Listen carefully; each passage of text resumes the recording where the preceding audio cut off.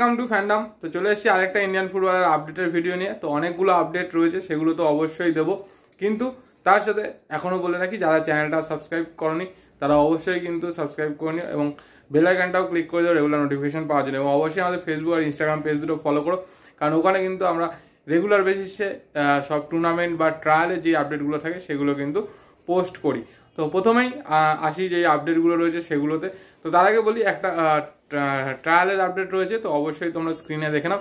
যারা পার্টিসিপেট করতে চাও তো অবশ্যই যোগাযোগ করে চলে যেতে পারো। এরপরে আসি কন্যাশ্রী কাপের কথা। তো কন্যাশ্রী কাপ প্রিমিয়ার কিন্তু চলছে এবং সেইখানে তো অবশ্যই খেলাগুলো চলছে।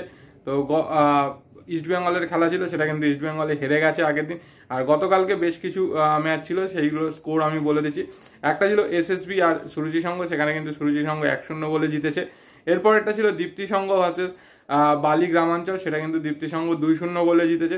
এবং ছিল সাদ্দান সমিতি ভার্সেস চাঁদনি এসসি, তো সেটা কিন্তু সাদ্দান সমিতি 1-0 গোলে জিতেছে। তো এই মুহূর্তে কন্যাশ্রী কাপ কিন্তু গ্রুপ এ গ্রুপ বি মিলিয়ে হাড্ডাহাড্ডি কিন্তু একটা লড়াই চলছে।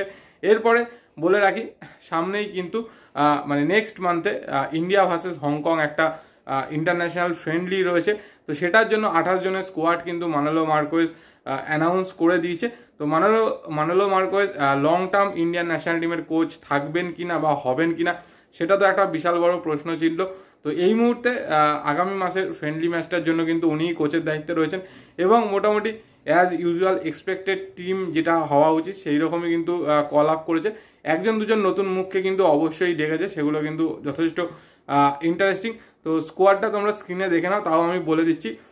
ঋত্বিক তিওয়ারি এফসি গোয়ার হয়ে দারুণ গোলকিপিং করেছে এবছর, তো ও কিন্তু সুযোগ পেয়েছে। এছাড়া বিশাল কেত, গুরমিত সিং, আমরিন্দর সিং যারা পাওয়ার যোগ্য তারাই পেয়েছে।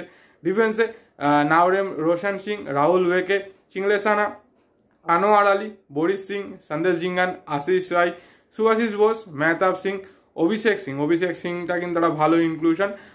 মিডফিল্ডে অবশ্যই সুরেশ সিং, মহেশ সিং, নাওরে মহেশ সিং, নিখিল প্রভু কিন্তু ফার্স্ট টাইম কল আপ পেল ন্যাশনাল টিমে।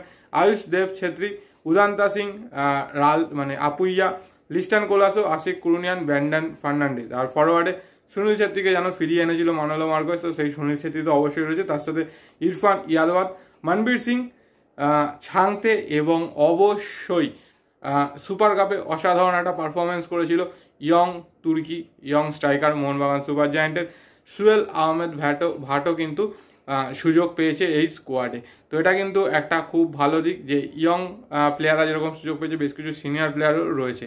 তো এরপরে আসি ইস্টবেঙ্গলের কথায়। তো ইস্টবেঙ্গলে তো অনেক দিন ধরেই জানো থংবই সিং তো যুক্ত রয়েছে ক্লাবের সাথে এবং গতকালকেই কিন্তু অফিসিয়ালি অ্যানাউন্সমেন্ট করা হয়েছে যে থংবই সিং তোর পজিশনটা কি ইস্টবেঙ্গল ক্লাবে। তো তাকে কিন্তু হেড অফ দ্য ফুটবল হিসাবে নেওয়া হয়েছে ক্লাবের সাথে। তো মোটামুটি ফুটবল রিলেটেড যেই স্কাউটিং বা প্লেয়ার সাইনিং বা প্লেয়ার রেকমেন্ড এগুলোর মেন দায়িত্বটা কিন্তু হয়তো থংবই সিং তোই হয়তো সামলাবে। বাকিটা তো ডিপেন্ড করছে যে ক্লাব অফিসিয়াল বা কোচ বা ইমামি কিভাবে তাকে কাজ করাবেন বা তিনি কিভাবে কাজ করবেন সেটার উপরে। তো দেখা যাক যে এই নতুন পোস্টটা তৈরি করার জন্য বা এরকম একটা নতুন মানে অসাধারণ একজন ব্যক্তিকে নিয়ে আসার জন্য, যে কিন্তু ইউথ ট্যালেন্ট নিয়ে প্রচুর কাজ করেছেন এবং ইন্ডিয়ার প্রো লাইসেন্সধারী একজন কোচ, তো সে কিভাবে টিমটাকে ডেভেলপ করতে পারে সেটাই কিন্তু দেখার। তো এরপরে আসি বাকি যেই আপডেটগুলো যেগুলো হচ্ছে মেন সবাই শুনতে চায়, সেটা হচ্ছে ট্রান্সফার রিলেটেড আপডেট। তো তার মধ্যে বলে রাখি যে মোহনবাগান সুপার জায়ান্ট খুব সম্ভবত দীপক টাংরির সাথে কিন্তু কন্ট্রাক্ট এক্সটেনশন করতে চলেছে এবং দিমিত্রি পেত্রাতসকেও হয়তো আরও এক সিজনের জন্য রেখে দিতে চলেছে, মানে 2025-26 সিজনের জন্য কিন্তু রেখে দিতে চলেছে মোহনবাগান সুপার জায়ান্ট, এরকমই কিন্তু শোনা যাচ্ছে। এর মধ্যে বলে রাখি যেটা মেন সেটা হচ্ছে ইস্টবেঙ্গলের ট্রান্সফার নিয়ে সবাই আগ্রহ। তো মোটামুটি সবাই দেখতে পাচ্ছে যে যেহেতু থংবই সিং তোকে নিয়ে আসা হয়েছে, তো সেই জায়গা থেকে কিন্তু একটা ভালো দিক যে হয়তো তিনি কিছু ভালো প্লেয়ার স্কাউট করবেন, কিছু ভালো বিদেশি স্কাউট হয়তো করবেন, বিদেশিকে হয়তো রেকমেন্ড করতে পারেন কোচের কাছে।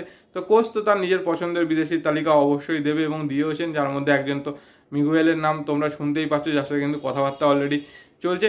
এছাড়া আরও একজনকে নাকি শোনা যাচ্ছে ম্যানেজমেন্ট বা কোচের কিন্তু পছন্দ হয়েছে, সেটা হচ্ছে নোয়া সাদুই।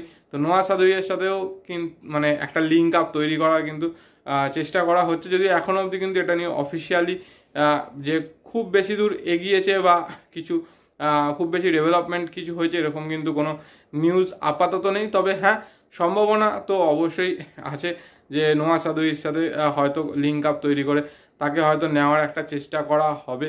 তো সেই জায়গা থেকে যদি ওই রকম একটা সাইনিং হয় তাহলে কিন্তু অবশ্যই ভালো, কারণ লাস্ট সিজন দেখতেই পেয়েছো বেশ কিছু প্লেয়ার কিন্তু চোট পেয়ে বেরিয়ে গেছে। মাদি তালালের মতো যাকে নেওয়া হয়েছিল, যাকে ভাবা হয়েছিল মেন কাজটা করবে বোরার সাবস্টিটিউট হিসাবে, তো সে কিন্তু ACL হওয়ার জন্য বেরিয়ে গেছে। তো সে কবে আবার পুরোপুরি ফিট হয়ে মাঠে ফিরবে সেটাই হচ্ছে দেখার একটা, সেই জন্য কিন্তু সেই জায়গায় হয়তো নোয়াকে ভাবনা চিন্তা করা হচ্ছে।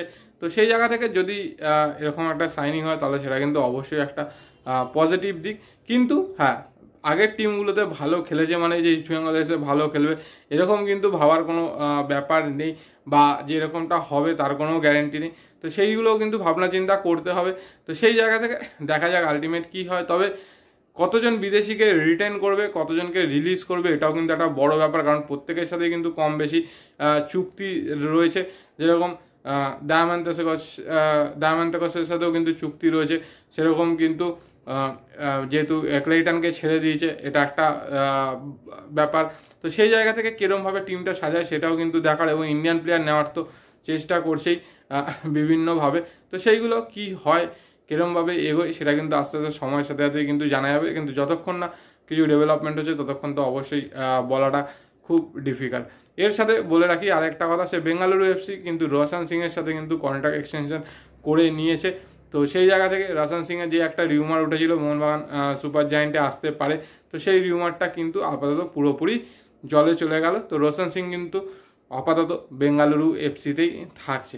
তো এরকম ট্রান্সফার নিউজ তো অবশ্যই থাকবে, এবং তার সাথে ইন্ডিয়ান ফুটবলের যে আপডেটগুলো থাকে আমার কাছে সেগুলো তো অবশ্যই দেবো। তার সাথে বলে খেলো ইন্ডিয়াও কিন্তু চলছে, খেলো ইন্ডিয়া আন্ডার-18 টুর্নামেন্ট চলছে অলরেডি, সেখানে কিন্তু বেঙ্গল কিন্তু ফার্স্ট ম্যাচটা হেরে গেছে। তো এর পরের ম্যাচগুলোও কিন্তু রয়েছে, সেগুলোতে কীরকম পারফরমেন্স করে সেটাই কিন্তু দেখার। পুরো ইয়ং মানে ম্যাক্সিমাম বাঙালি প্লেয়ারকে নিয়েই কিন্তু তৈরি করা হয়েছে বিভিন্ন একাডেমি থেকে। তো সেই জায়গা থেকে কীরকম পারফরমেন্স করে বাকি ম্যাচগুলোতে সেটা দেখার নাজিম আলীর নেতৃত্বে। ফার্স্ট ম্যাচটা কিন্তু হেরে গিয়ে একটু চাপেই থাকছে বেঙ্গল শিবির। তো এগুলোই মোটামুটি আপডেট ছিল, যা যা আপডেট ছিল তোমাদের সাথে তো অবশ্যই শেয়ার করেছি। তোমাদের যা বক্তব্য অবশ্যই কিন্তু কমেন্ট সেকশনে কমেন্ট করে জানিও। আর অবশ্যই মানে ভিডিওটা ভালো লাগলে লাইক শেয়ার তো অবশ্যই করো, আর অবশ্যই যারা নতুন দেখবে সাবস্ক্রাইব করো, কারণ অনেক দিন ধরে আমরা ভিডিও বানাইনি মাঝখানে, তো আবার চেষ্টা করছি পরপর ভিডিও দেওয়ার যাতে কিছু সাবস্ক্রাইবার বাড়ে। আর হ্যাঁ, অবশ্যই ফেসবুক ইনস্টাগ্রাম পেজ দুটো ফলো করো, ডেসক্রিপশনে লিঙ্ক দেওয়া আছে, ওখানে কিন্তু টুর্নামেন্ট এবং ট্রায়ালের যে আপডেটগুলো থাকে সেগুলো কিন্তু আমরা রেগুলার বেসিসে পোস্ট করতে থাকি। তো চলো আজকের মতো টাটা।